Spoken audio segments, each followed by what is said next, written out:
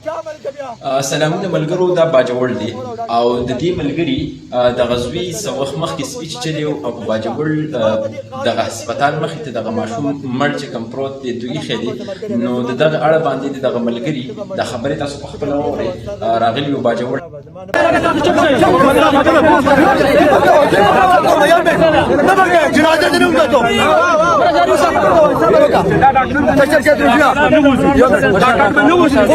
دا زما زوی دی دا ما د خپل په دویمه ورځ باندې د هسپتال ته راوستی زه مزدور کس یم غریب یم د خپل په دویمه ورځ باندې دلته ما راوستی دوه بچي راسره دي دا مې دنده کړی دی چې دا زما زوی دی سپي خړولی دی په پنجه والی دی دغه ډاکټر راولګېده پوه شو ما ته یې ورته راوله چې داسې مې ورته راوسته داسې ورته وکتل ما ته یې ویل ډېر ساده سړی ساده خو تعلیمونه هم نشته قومه تعلیم هم نشته دی ساده یو خبره صحیح ده چې داسې وکته ما ته یې ویل روغ جوړ دی ساده سړی زه خوشحاله شوم ما ته روغ جوړ دی اورې هلته راله دوایي لیکلې د طاقت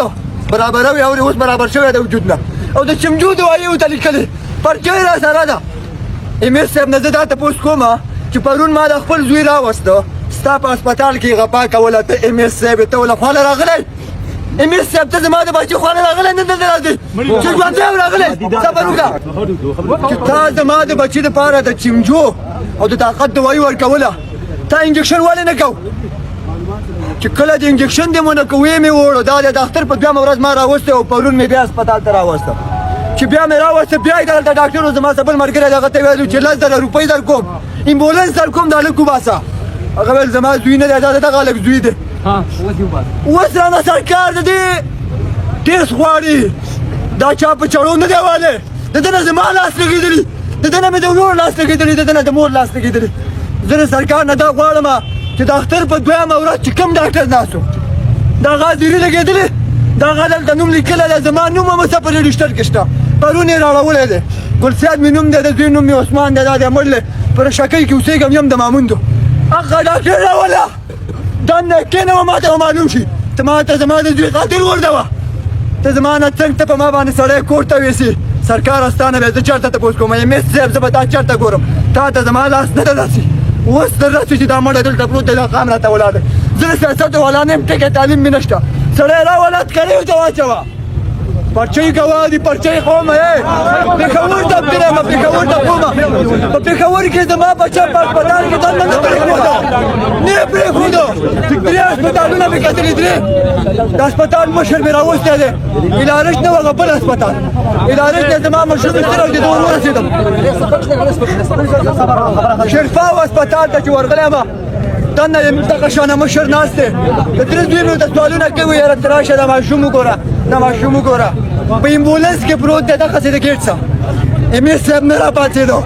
ا د یو غریب بچی واورې چې پسې ورغلم ما لازې که نه د ځان سترګو ته وکړه چې مړ شي چغې وایي